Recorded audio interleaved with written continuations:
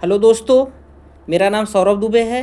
दोस्तों, मैं आज पार्ट 1 इडियम एंड फ्रेज का आपसे डिस्कस करूंगा, जो कि प्रीवियस ईयर क्वेश्चन बेस्ड पूरा का पूरा वीडियो रहेगा। तो दोस्तों, मैं प्रोसीड करता हूं। पहला वर्ड है दोस्तों, अ डैमजल इन डिस्ट्रेस। दोस्तों, आपको पता है डैमजल मतलब क्या होता है? ये बहुत इंपॉर्टेंट वर्ड है। जैसे आप ये मत समझो कि इडियम फ्रेज का मतलब है कि बस रटना है। नहीं दोस्तों, सब वर्ड मीनिंग का गेम है बस।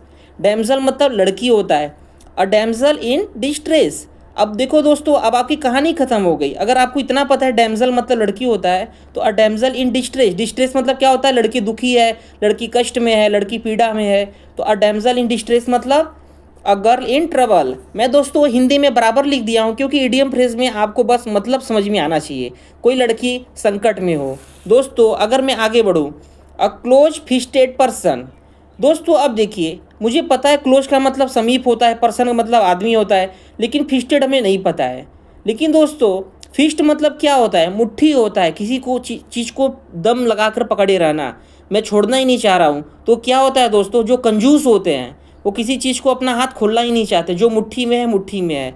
तो दोस्तों, ये फिस्ट मतलब होता है ग्रास्प करना, किसी चीज़ को कैच करना, पकड़ना, मुट्ठी। अ क्लोज फिस्टेड पर्सन, इसका मतलब क्या होता है? Stingy person. स्टिंजी मैं जानबूझकर लाया हूँ, क्योंकि स्टिंजी मतलब क्या होता है? कंजूस होता है। कंजूस का और क्या होता है दोस्तों? फ्रूगल होता है। फ्रूगल मतलब भी कंजूस होता है। इसका मतलब क्या होता है दोस्तों? अ क्लोज फिस्टेड पर्सन मतलब कोई कंजूस व्यक्ति हो। ठीक, मैं आगे बढ़ता हूँ। अब बोन टू पिक। अच्छा दोस्तों, बोन मतलब क्या होता है? बोन मतलब क्या होता है? हड्डी होता है।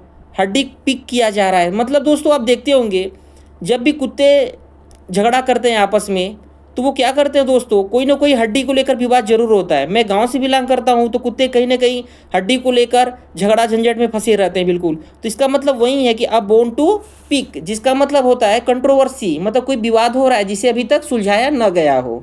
अब बोन टू पिक आपको याद करने का तरीका बिल्कुल यही है कि आपको एक की पॉइंट ढूंढना है कि भाई बोन है, बोन को पिक किया गया है, तो मैक्सिमम बोन कौन पिक करता है? कुत्ते लोग, छीना झपटी लोग करते रहते हैं। आगे दोस्तों, ये इंपॉर्टेंट है, आल एंड सन ड्राई। अब देखिए, आल मतलब सभी लोग, सन सूरज, ड्राई सुखाता है। तो भाई सूरज जब भी भाई अगर राइज होता है, मतलब उगता है सूरज, तो सूरज जी जब भी उगते हैं तो क्या करते हैं? हम सभी लोग को धूप देते हैं। इसका मतलब क्या हुआ दोस्तों? आल पीपल मतलब सभी लोग। ठीक, आल ग्रीक। आल ग्रीक आप समझिए। अब इसको याद करने का तरीका क्या है कि आल ग्रीक, आल मतलब सभी लोग होता है, ग्रीक, ग्रीक एक मान लीजिए लैंग्वेज है दोस्तों, ग्रीक लैंग्वेज। तो मैं ये समझ लूँ कि जब पूरा का पूरा ग्रीक ही है, तो मुझे समझ में क्या आएगा? हम भारतीयों को कुछ नहीं समझ में आएगा। आपको यही समझना, ग्रीक, ग्रीक के आगे क्या लगा रहेगा? ऑल लगा रहेगा। तो ऑल ग्रीक मतलब वेरी डिफिकल्ट टू नो, मतलब वेरी डिफिकल्ट टू अंडरस्टैंड। इसका मतलब दोस्तों समझने में दिक्कत होना। दोस्तों, मैं जैसे याद किया हूँ, मैं चाहता हूँ आप भी बिल्कुल वैसे ही याद करें, क्योंकि मैं भी स्टार्टिंग में बहुत दिक्कत में था, लेकिन बाद में क्या हुआ, चीज़ें मुझे भी समझ में आने लगी कि भाई को रिलेट किया जाए चीज़ों को। अगर मैं आगे बढ़ूँ, तो इसका मतलब क्या होता है? Add the first bless. अब ब्लस पे हम हिंदी मीडियम वाले भाई दिक्कत में आ जाते हैं। स्टार्टिंग में जितने भी बिगनर बच्चे हैं उनको प्रॉब्लम होता है। वो सर्च तो चीज़ों को करेंगे नहीं, बस रटेंगे कि ऐट द फर्स्ट ब्लस मतलब कि पहली नज़र में। आप सुनेंगे ना गाना कि पहली नज़र में दीवाना कर गया। तो दोस्तों, ऐट द फर्स्ट ब्लस मतलब, ब्लस मतलब होता है साई।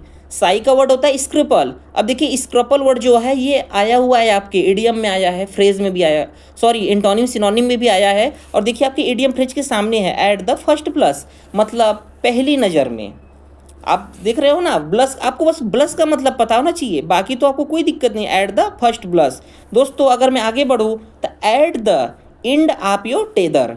देखो दोस्तों, ये बहुत इंपॉर्टेंट इडियम फ्रेज है। अगर आप प्रिपरेशन करते हो तो आपको ये बराबर दिखता है, हालांकि सब PYQ ही है, लेकिन ये इंपॉर्टेंट है।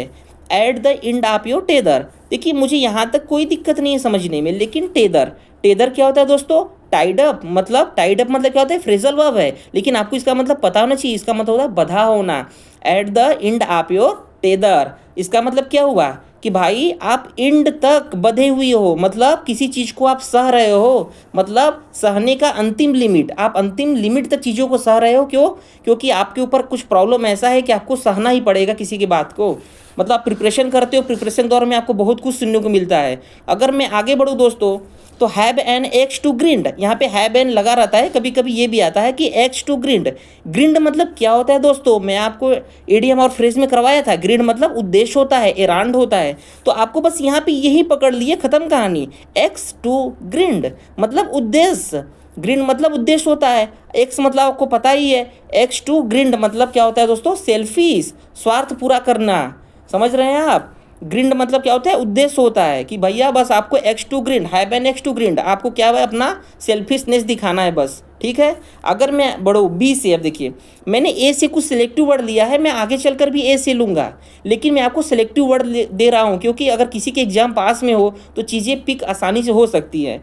बैक बर्नर, अगर आप बर्नर समझते हो, जैसे हम डिबरी जलाते हैं तो उसका जो दीपक होता है, अब तो डिबरी भाई 24 घंटा लाइट है, तो आप ये समझिए कि बर्नर, बर्नर मतलब क्या होता है, जो नीचे का पार्ट होता है जो जलता है नीचे से, तो क्या होता है भाई, मेन तो उसी का काम है, जो मिट्टी के तेल को उठाता है या पेट्रोल को उठाता है, ऊपर जलता है।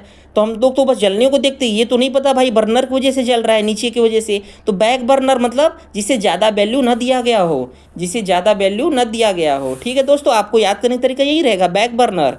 अच्छा, मैं आगे बढ़ूँ, बैक टू स्क्वायर वन, ये देखिए दोस्तों, ये इजी है लेकिन कंफ्यूज करता है ऑप्शन में आपको, लेकिन आज के बाद आप कंफ्यूज नहीं होंगे।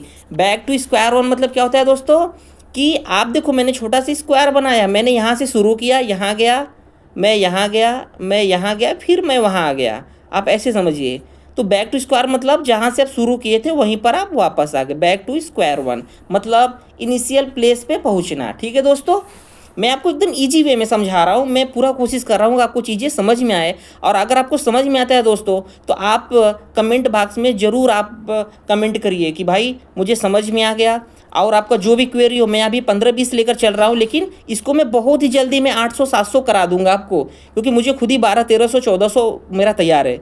तो मैं पूरा कोशिश करूंगा कि सेलेक्टिव 500 से 700-800 आपका तैयार हो जाए। मैं अगर आगे बढ़ूँ, बेकर्स डजन, अगर कोई भी प्रिपरेशन करता है, CDS, air force, NDA, whether examination, कोई भी एग्जाम हो आपका इंग्लिश से रिलेटेड, तो आप बताइए अगर इडियम फ्रेज आ रहा है आप में, तो डजन मतलब क्या होता है दोस्तों, 12। मेरा सवाल ये गलत हुआ था, ये CDS में आया था, मेरा स्टार्टिंग फेज का तैयारी था। आप ये समझो कि डजन मतलब क्या होता है, 12 होता है, लेकिन बेकर्स भी ऐड है तो एक ये हो गया। तो भैया जो नंबर में 13 हो, बस कुछ नहीं करना है, आपको खुद समझना है। बेकर डजन आपको ऑप्शन में पहला ही देगा कि भाई नंबर इन 12, लेकिन आपको खुद समझना है भाई, जब इतना आसान ही रहेगा तो डजन तो दिख ही रहा है 12, लेकिन एक बेकर्स भी है ना, जो आपको बेकरी में आप जाते हो तो मिलता है ना बेकर्स, तो भाई एक डजन 12 वाला, एक बेकर्स 1 वाला, तो मिला के कितना हो गया, 13 हो गया। दोस्तों अगर मैं आगे बढ़ूँ तो एक वर्ड क्या है, बियर द ब्रंट। अब देखिए बियर मतलब क्या होता है, सहन करना। किसी बात को फिर से मैं आपको दोहराता हूँ, देखिए बियर मतलब सहन करना होता है। बियर द ब्रंट, ब्रंट मतलब क्या होता है दोस्तों, घात लगाना, अटैक करना।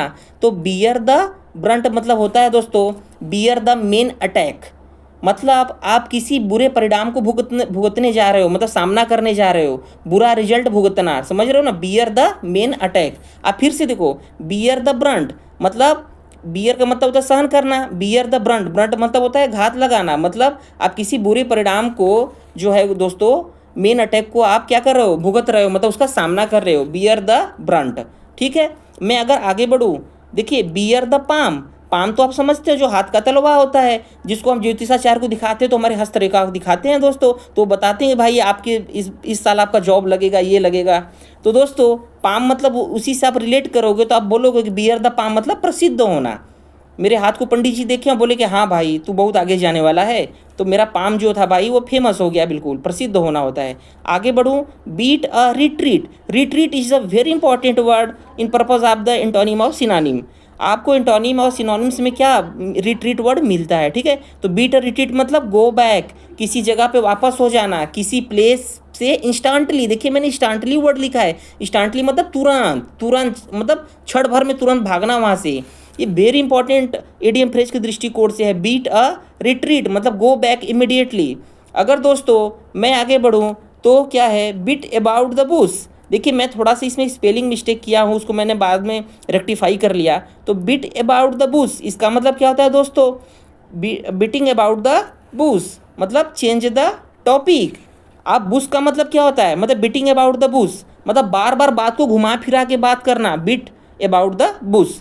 बुश मतलब क्या होता है दोस्तों, जैसे झाड़िया होता है, डॉट लगाना, मतलब कहीं पे आप पॉइंट पॉइंट दे रहे हो ना, मतलब पॉइंट पॉइंट पॉइंट पॉइंट, मतलब एक पॉइंट को आप कई पॉइंट में डिवाइड कर रहे हो। डॉट का मतलब आप ऐसे ही समझना, ठीक है।